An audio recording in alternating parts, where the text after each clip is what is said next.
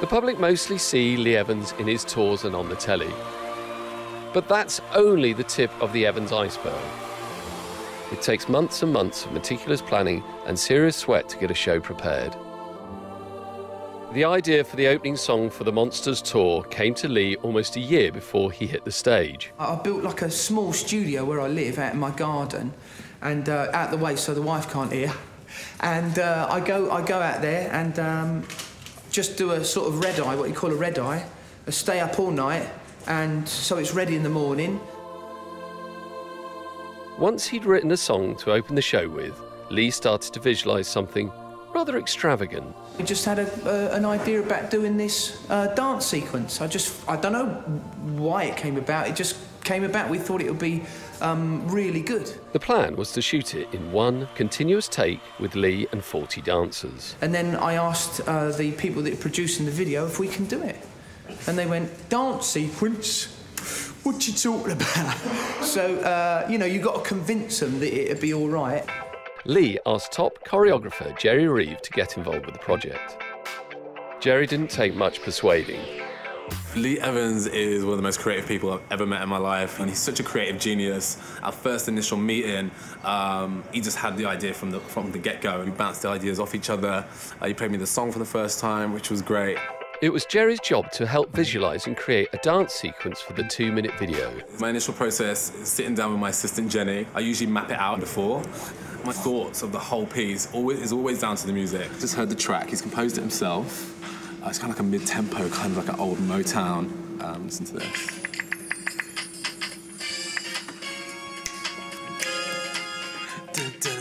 Yeah, the music's great. It's a great mid-tempo track. I really, really like it. It's kind of like an old variety kind of track with a bit of Motown in there, actually. It's kind of like showgirly, that track as well. So if we get like 4 beautiful girls to do a little something on that beginning intro. Yeah? Which he will join in with. Which he will join, yeah, you'll have to. Brilliant. You'll have to. I think he wants to dance as well, so it'll be quite funny. Jerry booked a studio and cherry-picked 40 of the country's best dancers. We'll go into the studio, we'll figure out some sequences, basically just kind of skeleton pieces to put on the dancers. But they had just one day of rehearsal to get it right. Right, let's walk through from the top. And it was a big ask to get this many dancers performing flawlessly in such a short time. Well, wait, what are you doing? Everyone's got a role, right? Clearly, the dancers needed to get a few things off their chest. Really push for time. People are being switched in and out, left, right and centre, so it's kind of like, I've done like 3 different parts, so I don't know. On the other side of town, Lee's production team were hunting for a location that could handle his ideas. That means you've got to find something that's long enough for the piece of music, that's wide enough to incorporate all the dancers, and that's going to be film friendly. It's brilliant because they send these people out, location managers, and they found like a really good location. Tobacco Dock in London ticked all the right boxes. It had plenty of long corridors. It represented sort of backstage because I wanted it as if it was backstage in the arena, as if we were going out. Absolutely everything needed to be measured, photographed, and then discussed by the team. It had to be planned to perfection. Anything that happens that is untoward will spoil the shot. So it could be a dancer in the wrong place at the wrong time, a light, or Lee missing his line. We can't fudge it. We can't cheat that. Back at the dance studio, the hours of drilling had paid off. Jerry had pulled his team together, but the man himself wasn't completely convinced. So there's so much pressure going into the on-site rehearsals. Obviously, we've got to do this in one take, and we haven't seen the venue yet at all. So we need to get in there, just bang on and basically tweak everything. As the day of the shoot arrived, it was all systems go. Hundreds of lights had to be unloaded and fitted, and the set had to be built. As the equivalent of a small village descended onto the location, the worries began to rise. The height of the corridors, the width of the corridors. People being on time, opening up gates. They've got 40 dancers, obviously it's going to be crammed. The electrics being up to scratch. It's a lot of pressure. There was just time for some of the crew to catch their breaths before Lee turned up for the shoot. Yes? All right. Right, we're here now, yes. Yes. He immediately threw himself into filming the rest of the tour visuals, taking a hands-on approach as usual. It was just a way of opening the second half. It wasn't just bland. Lee's, I'm not sure. I mean, I don't think I've ever met anyone who works as hard as him.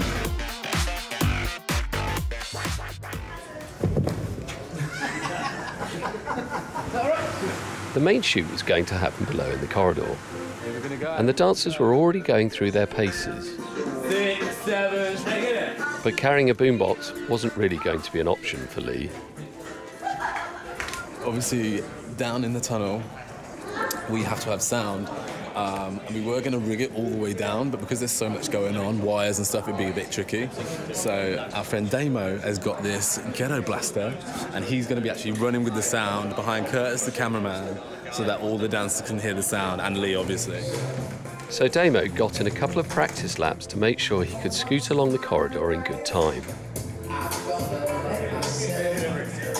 Then it was Lee's turn to get up to speed. Jerry took him through a few of the steps.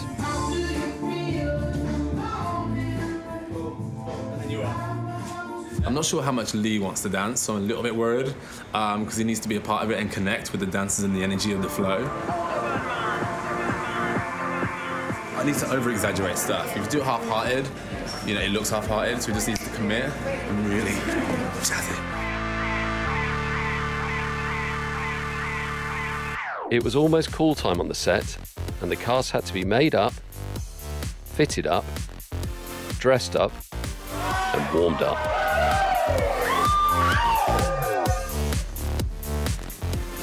But with time running out, Lee still had a bit of brushing up to do. See, look, there's a bit of smoke down here in the haze. I don't know the words, right? And I wrote it, right? So I've written them down, and I'm going to try and memorise them. I'm still, I mean, I wrote it ages ago, so that's why. To be honest with you, I wrote the lyrics in about an hour, and then I forget things because I'm working on something else, and then I had to relearn them today. It's very embarrassing actually in front of the dancers because I'm putting out bits of paper going, oh yeah, for once in my life. But time was running out for Lee. The dancers were in position, the camera was ready.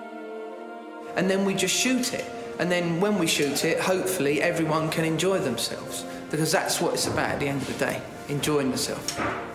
All the hours of hard work boiled down to the next few minutes. You can't lie, you can't cheat, it all unfolds in front of you. The dancers practice and practice and practice. One little thing out of place and the shot was ruined. And we walk through it time and time again until we think it's right. Welcome to the stage, Lee Evans! The shoot was over and there was time for pats on the back and a few thank yous.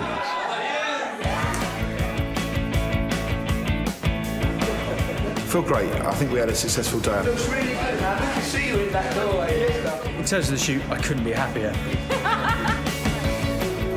After a long goodbye, Lee hit the road. Whilst the production team prepared the video, Lee got ready for his Monsters tour. Playing over 50 shows over 3 months to well over 500,000 people, the video had to set the mood every single night.